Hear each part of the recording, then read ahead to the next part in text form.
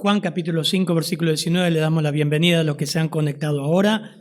Estamos en San Juan, el Evangelio según San Juan, capítulo 5, versículo 19 dice: respondió entonces Jesús y les dijo: de cierto os digo, no puede el Hijo hacer nada por sí mismo, sino lo que ve hacer al Padre, porque todo lo que el Padre hace, también lo hace el Hijo. Igualmente, porque el Padre ama al Hijo y le muestra todas las cosas que Él hace, y mayores obras que éstas le mostrará, de modo que vosotros os maravilléis. Porque como el Padre levanta a los muertos y les da vida, así también el Hijo a los que quiere da vida, porque el Padre a nadie juzga, sino que todo el juicio lo dio al Hijo, para que todos honren al Hijo como honran al Padre. El que no honra al Hijo, no honra al Padre que le envió. Versículo 24. De cierto os digo, el que oye mi palabra y cree al que me envió, tiene vida eterna y no vendrá a condenación, mas ha pasado de muerte a vida. De cierto os digo, viene la hora, y ahora es, cuando los muertos oirán la voz del Hijo, la voz del Hijo de Dios, y los que la oyeren, vivirán. Porque como el Padre tiene vida en sí mismo, así también ha dado al Hijo el tener vida en sí mismo. Y también le dio autoridad de hacer juicio por cuanto es el Hijo del Hombre. No se maravillen de esto, porque vendrá la hora cuando todos los que están en los sepulcros oirán su voz, y los que hicieron lo bueno saldrán a resurrección de vida, mas los que hicieron lo malo a resurrección de condenación. Oh Señor, gracias por este hermoso texto, Señor. Cuánta autoridad y deidad destila este texto, Señor. Oramos para que tú apliques tu palabra conforme a tu propósito. Utilícela, Señor. Te ruego, Señor, que utilices tu palabra en esta mañana. También des vida a los que están escuchando, a los que siguen, a los que están aquí. Edifica, Señor, tu iglesia, te rogamos humildemente, Señor, en el nombre de Jesús. Amén, Señor. Raile, un comentarista, un teólogo, dice: en ningún otro lugar de los evangelios encontramos a Jesús haciendo una declaración tan formal, tan sistemática, tan ordenada y regular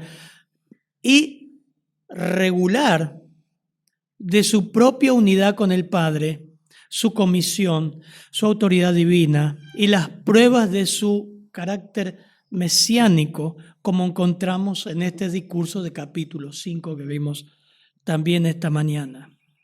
Hay una declaración de identidad de parte de Jesús que hace en este capítulo que enfurece a los judíos. Podemos cerrar un poquito la puerta, se disparan las alarmas, por ahí no se escucha acá en el micrófono. Esta mañana, hermanos, vamos a ver afirmaciones de Cristo acerca de su deidad, acerca de su igualdad con Dios, acerca de su autoridad de juzgar y resucitar. Igualdad con Dios en sus obras, en su poder, en sus juicios, en su honor. Eso lo vamos a ver del versículo 19 al 23. En su autoridad de juzgar, lo vamos a ver versículo 24 al 29, y de resucitar espiritualmente a los muertos y físicamente a los muertos. Así que vamos a ver en primer lugar su igualdad con Dios, su autoridad en su igualdad con Dios. Ustedes si van siguiendo el texto que hoy veíamos a la mañana, el versículo 17 y 18, Avi, si por favor lo puede leer, del capítulo 5, el Señor termina de hablar con los judíos, las autoridades judías, de esta manera, 17 y 18. Y Jesús les respondió: Mi Padre hasta ahora trabaja, y yo trabajo. Por esto los judíos aún más procuraban matarle, porque no solo quebrantaba el día de reposo, sino que también decía que Dios era su propio Padre, haciéndose igual a Dios. Este es el clímax del texto. Procuraba matar, no solo porque sanaban los días de reposo, lo peor es que decía que Dios era su propio Padre. Para un judío, el hecho que Cristo se haga, dijera que Dios era su propio Padre, se hacía igual a Dios. Era automático, eso lo entendía. Por eso en versículo 19 continúa el texto y se respondió entonces Jesús, y les dijo: de cierto os digo, no puede el Hijo hacer nada por sí mismo, sino lo que ve hacer al Padre. Porque todo lo que el Padre hace, también lo hace el Hijo igualmente. Porque el Padre ama al Hijo y le muestra todas las cosas que Él hace, y mayores obras que éstas les mostrará, de modo que ustedes se van a maravillar. Hace obras, repite, la igualdad con el Padre en sus obras. Hace obras. La igualdad de Cristo con el Padre, la autoridad, la deidad que muestra a través de su igualdad con el Padre. Comienza con dos afirmaciones: amén, amén. Eso cuando va a decir algo muy importante. Y 4 veces utiliza la conjunción causal porque, o sea, para explicar su total dependencia como hijo del Padre. El propósito de Jesús era convencer a los judíos que, si estuviesen dispuestos a oírlo, de que sus obras estaban en perfecto acuerdo con las obras de Dios, con la voluntad eterna. O sea, no había ningún conflicto entre el Hijo y el Padre. Era una perfecta armonía. Por eso utiliza una parábola muy linda el Señor, que está diciendo ahí una descripción perfecta. No puede hacer nada por sí mismo, sino lo que ve hacer al Padre. Porque todo lo que el Padre hace, también hace el Hijo. Eso es algo natural en nuestros hijos. Más los que tienen hijos varones o los que tienen hija mujer van a ver que la hija mujer siempre va a estar copiando lo que la mamá hace, especialmente cuando son pequeños. Imita, como Pablo dice en Efesios 5, sed pues imitadores de Dios como hijos, hacer mímica. Lo que el Señor está diciendo ahí, que no actúa independientemente ni por iniciativa propia, se limita a observar la operación del Padre y repite tal cual lo que el Padre hace. No sé si viste alguna vez el niño que ve al papá afeitarse y el niño quiere hacer lo mismo que el papá. Es su parámetro, es su ejemplo. Él imita, quiere hacer las obras, lo que hace el papá, él quiere estar con el papá. El Señor utiliza esa parábola donde muestra una subordinación a la voluntad del Padre. Establece la autoridad de Jesús también en sus enseñanzas.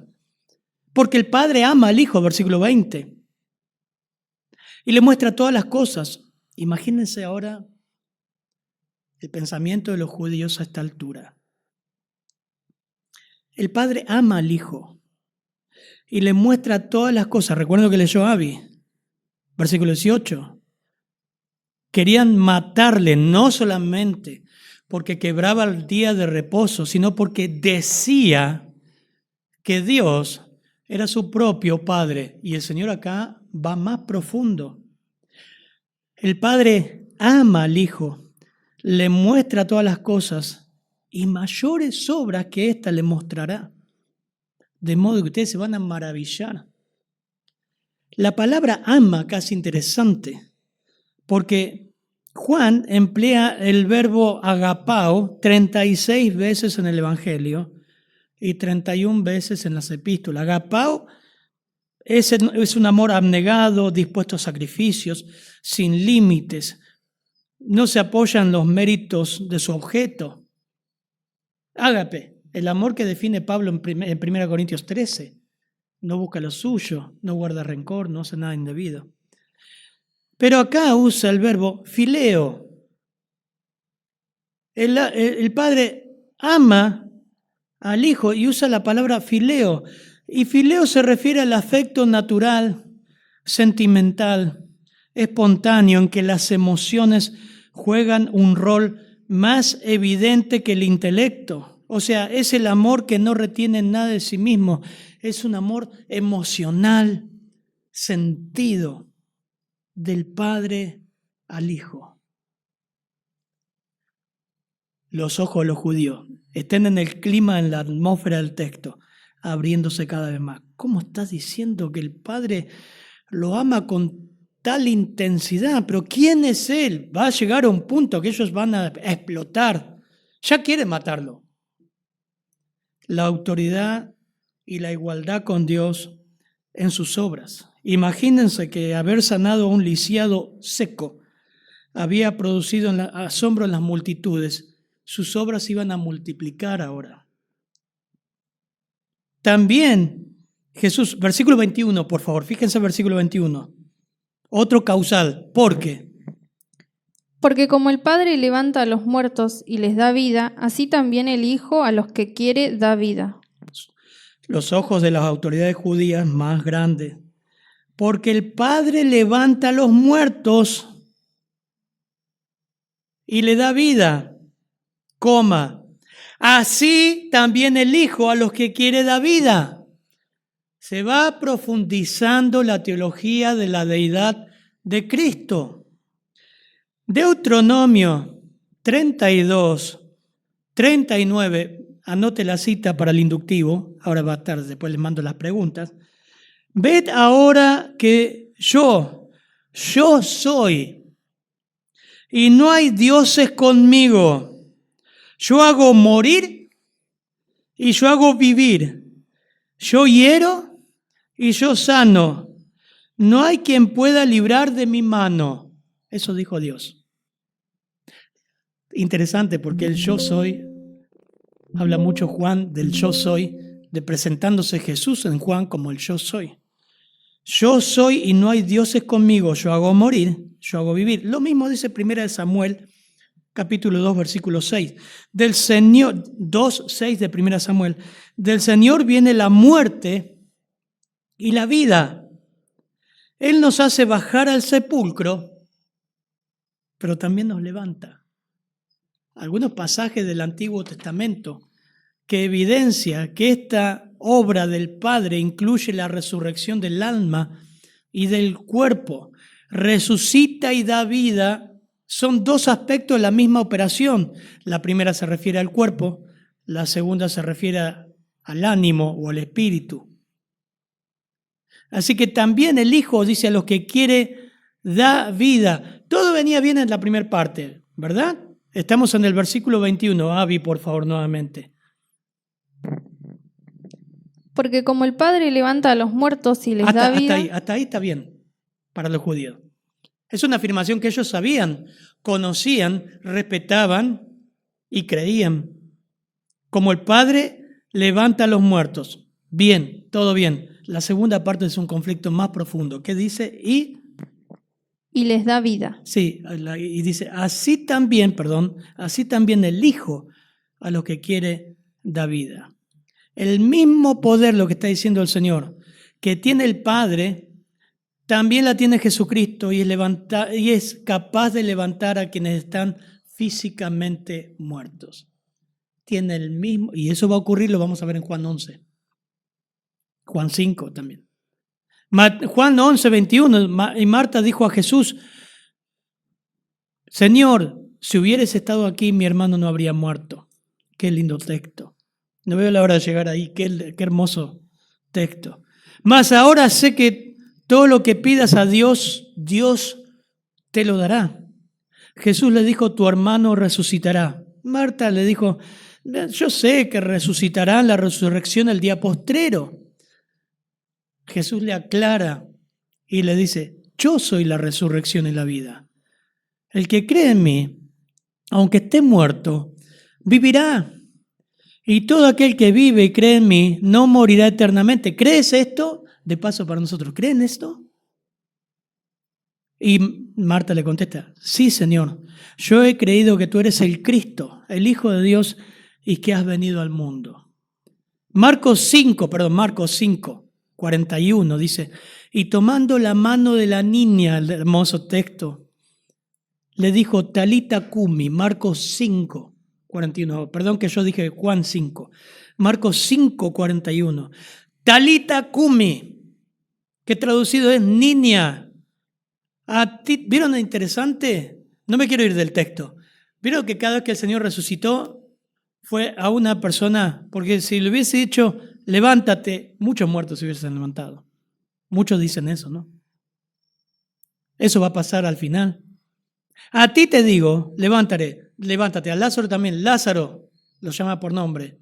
Ven fuera. Y luego la niña se levantó y andaba, pues tenía 12 años. Marcos 5, 41, 42. Y se espantaron grandemente. Imagínate, julepe que habrá tenido. Yo también, ¿no? Semejante milagro.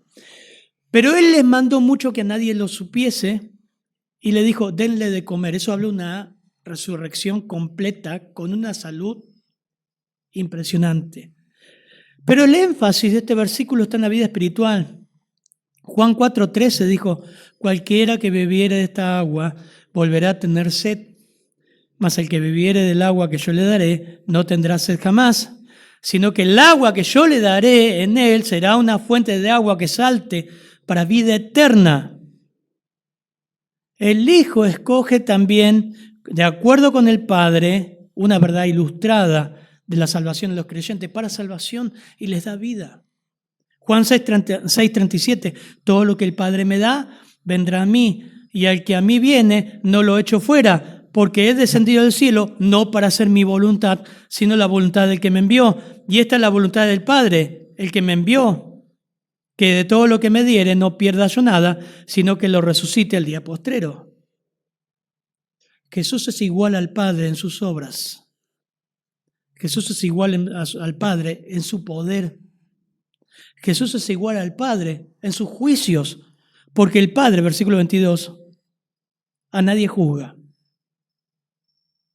sino que todo juicio dio el Hijo. Peor esto para un judío, porque los judíos consideraban que el juicio estaba reservado solamente para Dios, para el Padre.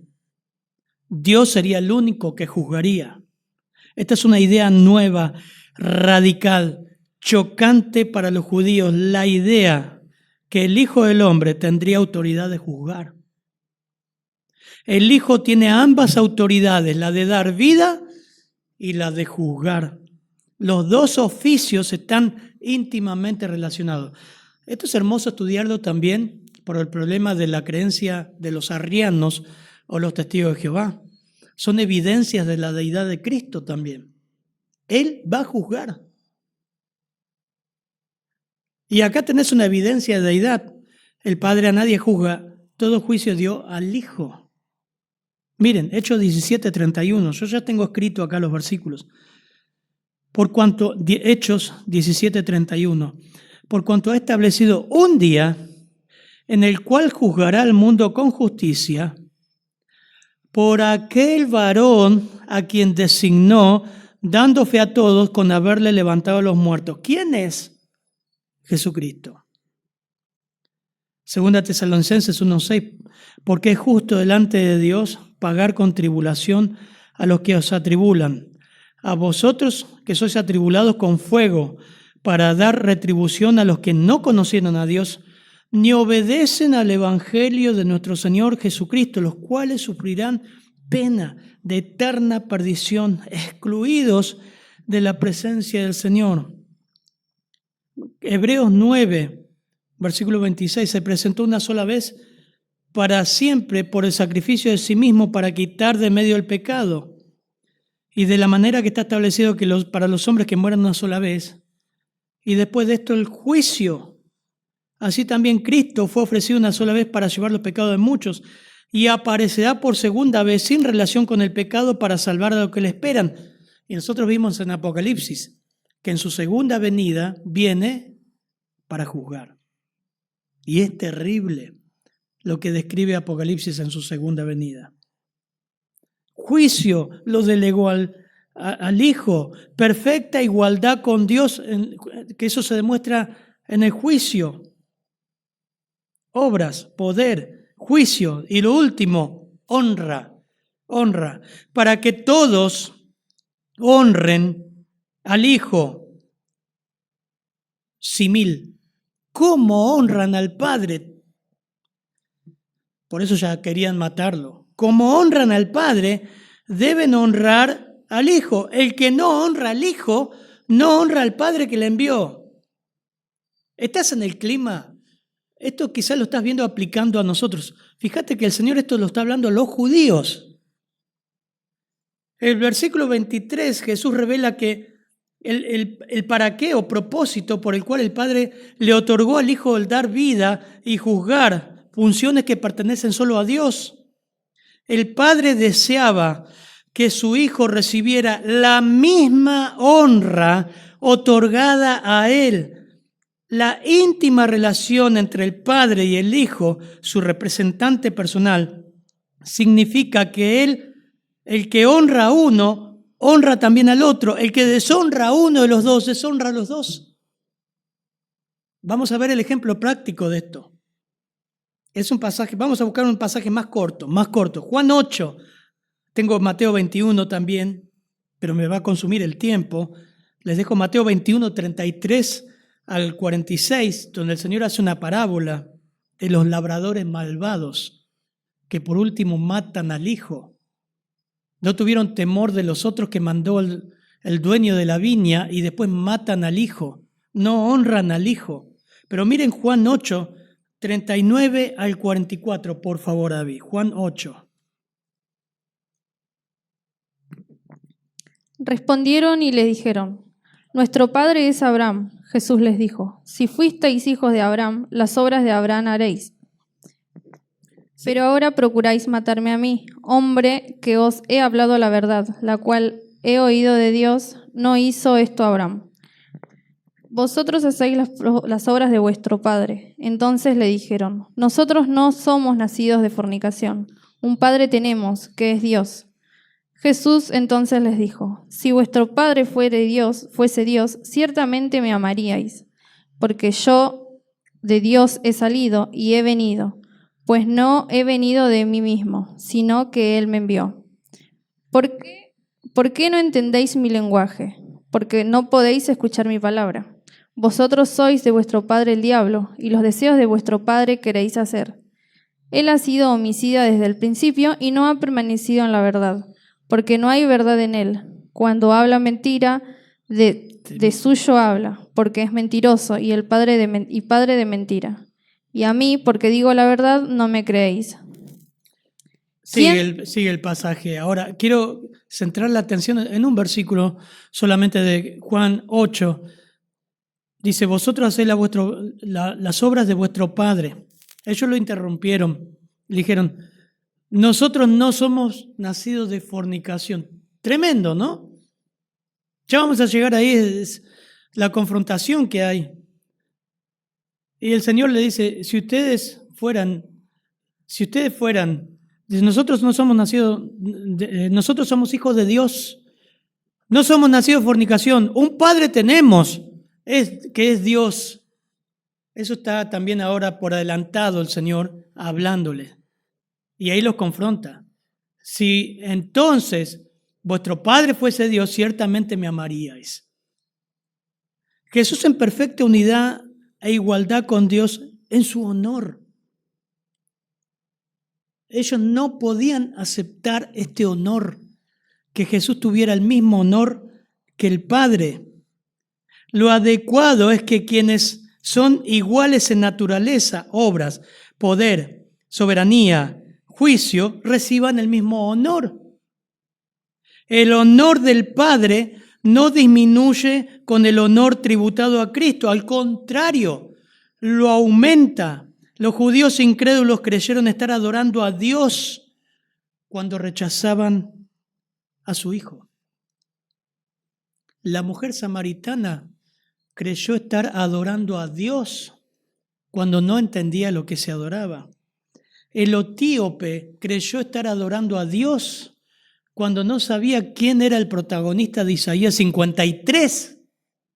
Los fariseos creyeron estar adorando a Dios cuando no honraban al Hijo. La pregunta es, ¿usted cómo adora a Dios? ¿Realmente conoce a Cristo? ¿Ha sabido del Evangelio? ¿De su vida? ¿Qué va a pasar con su vida después de la muerte? Como dijo el pastor MacArthur en la semana. El Evangelio se trata no de la vida acá, de la vida allá. No se trata que tu vida va a mejorar acá o vas a tener un mejor matrimonio, un mejor auto. Se trata de tu vida allá, con Cristo. ¿Has sabido de eso? ¿Has sabido del Evangelio? Juan 16:2, el Señor dice, os expulsarán de las sinagogas. Y aún viene la hora cuando cualquiera que os mate pensará que rinde servicio a Dios. Pablo hizo eso, Saulo de Tarso. Creía rendir servicio a Dios matando cristianos. Y harán esto porque no conocen al Padre, ni a mí. Mas os he dicho estas cosas cuando llegue la hora, os acordaréis que yo ya se los había dicho. Juan 16.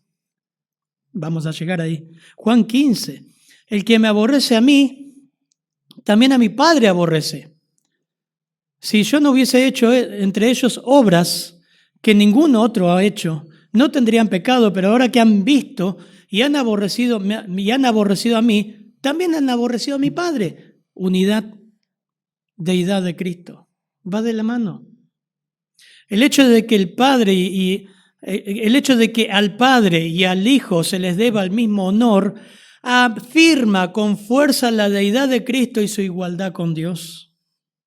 Por eso me encanta Filipenses 2:9. Por lo cual Dios también lo exaltó hasta lo sumo y le dio un nombre que es sobre todo nombre, para que en el nombre de Jesús se doble toda rodilla de los que están en los cielos, en la tierra, debajo de la tierra, y toda lengua confiese que Jesucristo es el Señor, para gloria de Dios Padre. Van juntos. Quieran o no, un día todo el mundo obedecerá este mandamiento. Sí, estás escuchando. La persona que pensás ahora que jamás se doblará ante Cristo lo va a hacer. Aunque sea maometano, aunque sea budista, católico, evangélico, lo que sea, se va a doblar ante Cristo. ¿Va a haber rodillas de adoración o va a haber rodillas de condenación? Pero eso es lo que afirma el apóstol Pablo. Jesús cierra esta sección reafirmando su autoridad de dar vida, reafirmando su igualdad con el Padre con el hermoso versículo 24, que usted sabe de memoria, ¿o no? No me diga que no lo sabe de memoria. Juan 5:24. ¿Quién lo sabe de memoria? Hermano. ¿Alguien lo sabe de memoria? De cierto os digo, el que oye mi palabra, juntos, el que oye mi palabra y crea el que me envió y no vendrá, más ha pasado. ¿Y por qué no lo están enfocando la cámara? Tienen verdad, no me van a ver, nadie lo ve. Hermoso versículo. Esta doble afirmación de cierto también afirma una gran verdad. Fíjense, hay verbos en tiempo presente. Oye, cree, tiene, describen una actitud dinámica, una relación personal, un resultado vivificante, actual, perenne, que no muere. La vida eterna que Jesús ofrece es una realidad que comienza ya en esta vida, pero su escenario es la vida futura. El que oye mi palabra, cree ahora al que me envió, ya tiene vida eterna. En el futuro no vendrá condenación, porque pasó en el momento que creyó, en el momento que obedeció, en el momento que oyó y obedeció, creyó a Cristo, pasó de un estado a otro estado. ¿A cuál? De muerte a vida. Describe la salvación el Señor. Jesús describe la salvación en otro lugar como nacer de nuevo o nacer de arriba, capítulo 3. Pero acá la misma experiencia se describe en términos de un traslado de la condenación, de la muerte a la vida, la cual se efectúa en el instante que usted deposita su fe en Cristo. Qué precioso. En el instante. 4 afirmaciones que completa la igualdad de Cristo con Dios. Sus obras, su poder, su soberanía, su poder y soberanía en la muerte, en la vida, en sus juicios y en su honor. ¿Oíste su palabra? ¿Obedeciste su palabra? ¿Fuiste a Cristo? Si no has sido, estás en condenación, pero si lo has hecho, has pasado de muerte a vida. Y en último lugar, versículo 24 al 29, el Señor va a mostrar su autoridad de juzgar y resucitar. Hermoso, precioso. Nos traslada a lo que va a ocurrir en nuestra vida futura, pero también nos traslada a lo que ocurrió en el momento presente o pasado. De cierto os digo, viene la hora, mire el texto, y ahora es, Reina Valera 60. Cuando los muertos oirán la voz del Hijo de Dios, y los que la oyeren vivirán. Porque como el Padre tiene vida en sí mismo, así también ha dado al Hijo el tener vida en sí mismo. Y también le dio autoridad a hacer juicio, por cuanto es el Hijo del Hombre. Interesante. Versículo 28. No se maravillen de esto, porque vendrá la hora cuando todos los que están en los sepulcros, a veces yo cuando llego a Chacarita veo el cementerio y digo, me acuerdo de este versículo, me acuerdo de 1 Corintios 15, me acuerdo de Apocalipsis 20, y digo, wow, todos estos sepulcros van a quedar vacíos, porque son semillas, algunos son primicias. Ahora vamos a ir. Todos los que están en los sepulcros oirán su voz, y los que hicieron lo bueno saldrán a resurrección de vida. Punto y coma. Mas los que hicieron lo malo, a resurrección de condenación. 3 elementos en estos versículos. Primero, ¿quién resucita en versículo 25? Mire eso, anote eso porque va a dar la pregunta en el inductivo. ¿Quién resucita en versículo 25? Avi, por favor, si lo puede leer nuevamente. De cierto os digo, viene la hora y ahora es, cuando los muertos oirán la voz del Hijo de Dios, y los que la oyeren vivirán. Si no fuera por la expresión ahora y ahora es, nosotros entendemos que esto se refiere a la resurrección futura de los muertos. Pero acá Jesucristo, el Señor, está diciendo, y ahora, viene la hora, fíjense la diferencia con el versículo que luego vamos a ver, en el versículo 28, hay una diferencia. Viene la hora, pero ahora es cuando los muertos oirán la voz del Hijo de Dios y los que la oyeren vivirán. Entonces, ¿quiénes resucitan ahí? Son muertos espirituales. Son los que están muertos espiritualmente. Son los que hemos estado muertos espiritualmente. Levante la mano. Todos nosotros, muertos, no casi muertos, no estábamos enfermos, estábamos muertos. Y Él os dio vida a vosotros cuando estabais muertos en vuestros delitos y pecados. Y aún estando nosotros muertos en pecados, ¿es tan difícil entender esta verdad? Muchos luchan contra el calvinismo, No, lo que pasa es que no, el hombre tiene la capacidad de responder, está muerto, muerto. No puede responder por sí mismo. Estar muerto espiritualmente es ser insensible a las cosas de Dios y es estar en total incapacidad de responderle. Hablas a una pared, no te escucha porque está muerto. Por eso tenemos que orar por salvación. Dios obra, Dios le da vida, Dios los regenera, les quita la venda, los convence de pecado, justicia y juicio para que puedan entender y obedecer la verdad, pero están muertos.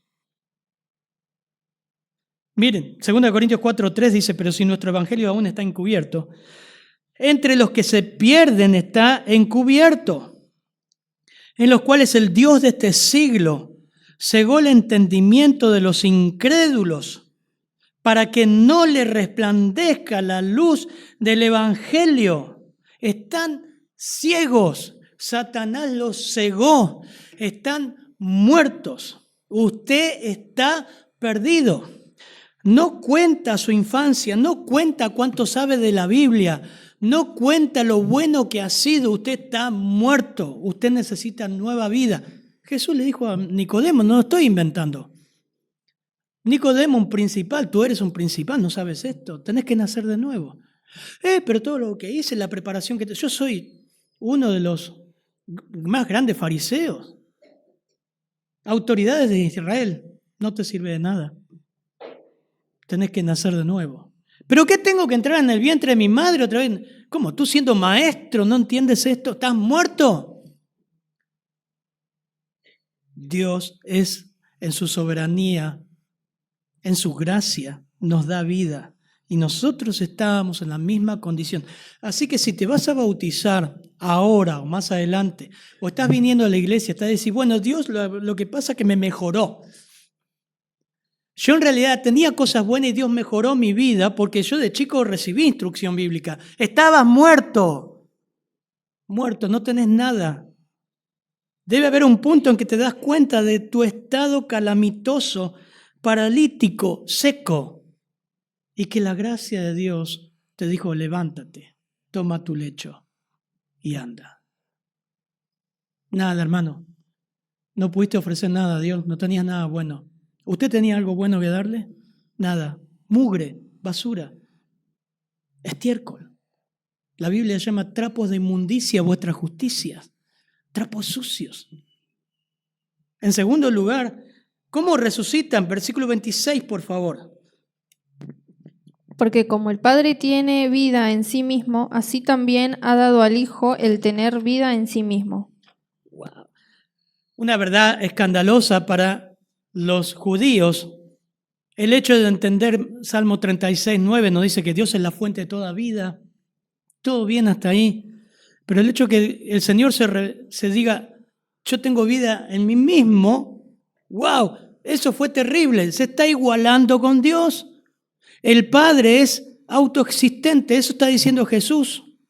Su vida es inherente en su ser, vida en aspecto esencial de su naturaleza. Por eso los judíos no tenían problema en la primera parte, pero en la segunda entendieron que él estaba diciendo que Jesús sostenía que el Padre había compartido con él la misma naturaleza de su ser. O sea, por eso nadie me quita la vida, dijo el Señor. Yo la pongo para volverla a tomar. Él es vida. Él es la resurrección y la vida. Y Él es el que da vida a quien quiere. Por eso en versículo 25 dice, los que la oyeren y los que la oyeren vivirán. ¿Qué cosa? Su voz. ¿Se acuerdan qué decía Juan 10:27 al 30? Juan 10:27, mis ovejas oyen mi voz y yo las conozco y hay un efecto, me siguen. En segundo lugar, habla de otra resurrección. Y está en el versículo 27 al 29.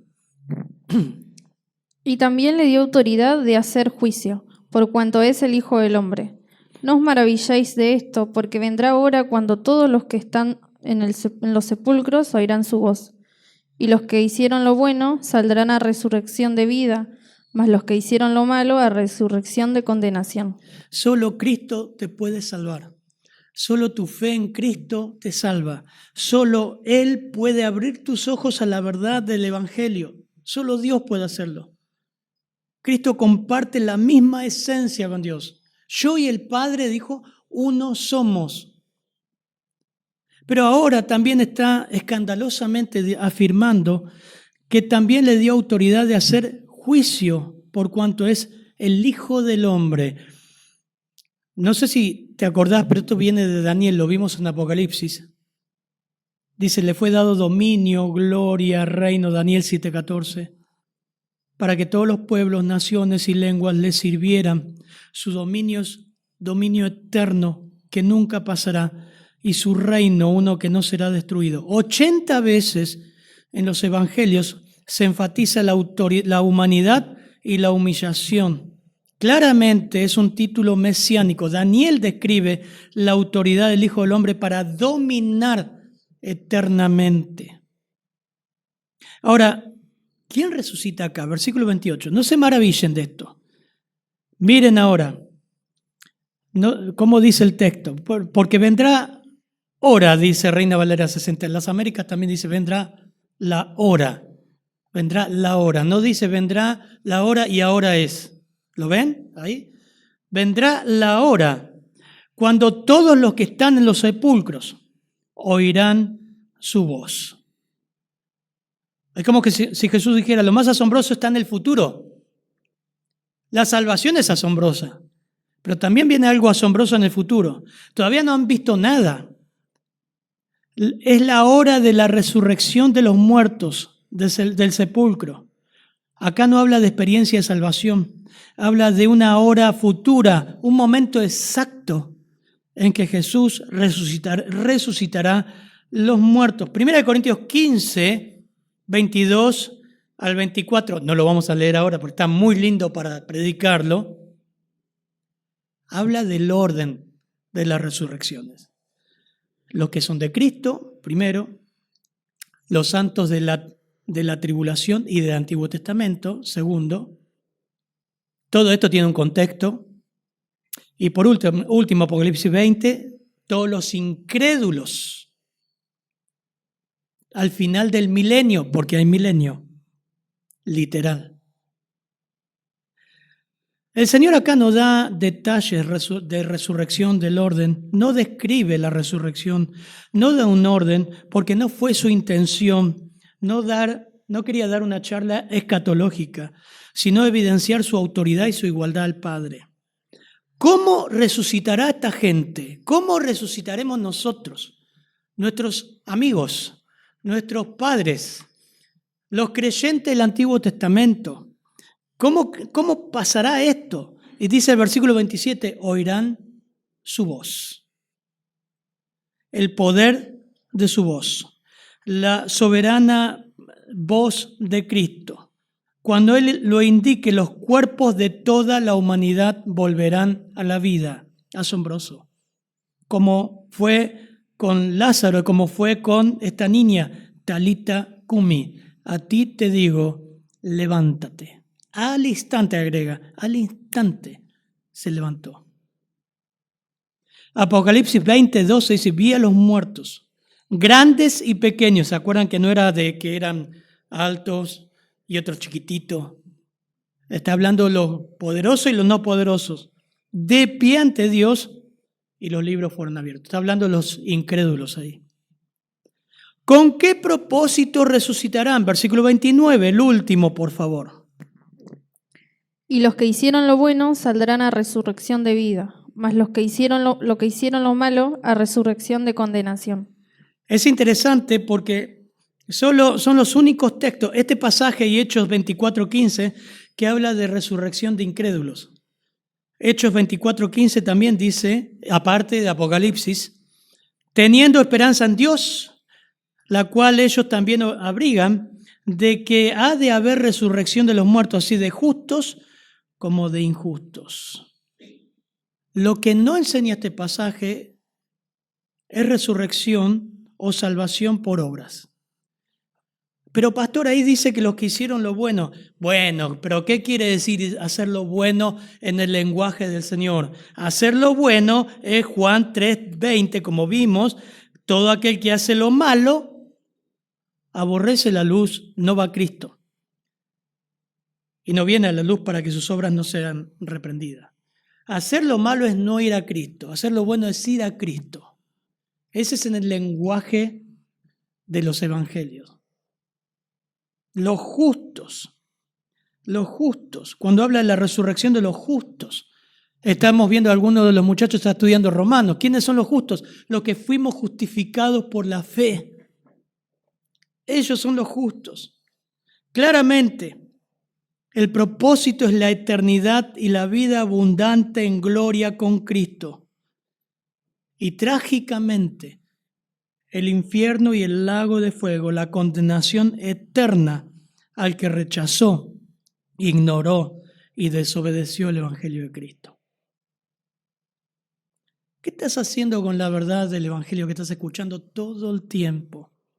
Hoy lo escuchaste. La Biblia dice que no hay justo ni aun uno, no hay quien haga lo bueno, no hay quien busque a Dios. Pero yo busco a Dios. Si buscas a Dios, tenés que entender que Jesús murió por vos. Y tenés que ver la mugre de tu pecado que te separa de Dios y que ha ofendido a Dios toda tu vida. Pero yo soy bueno, no hice tantas cosas malas. Tenés pecado, heredamos el pecado, nacemos en pecado. Y el árbol se conoce por sus frutos y damos frutos malos. Unos más, unos menos, pero estamos en condenación. Si realmente querés ser salvo, tenés que pedirle a Cristo que te perdone tu pecado. Tenés que ir a Dios en profunda humillación y decirle, Señor, limpiame y lavame de toda mi maldad, porque en maldad me concibió mi madre.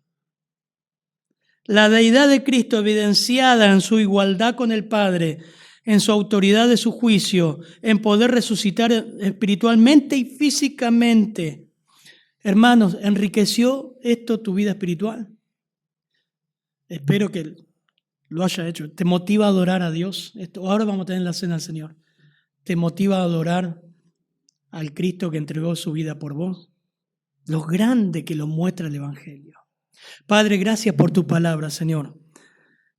Gracias porque podemos ver tu completa deidad e igualdad con el Padre. Tus obras, tu poder, tu soberanía, tu honra, tu poder que tuviste, Señor, y manifiestas al salvarnos, al darnos vida. Tu poder que se va a manifestar al levantar a todos los muertos, resucitarlos, para estar contigo por siempre, jamás. Gracias por este texto, Señor, que podemos aprender. Seguramente en la semana va a seguir horadando y alimentando nuestro corazón al escucharlo, al leerlo nuevamente. Oramos para que tú alimentes tu iglesia y también convenzas de pecado, justicia y juicio a aquellos que todavía no se han entregado a Cristo. En tu nombre, amén, Señor.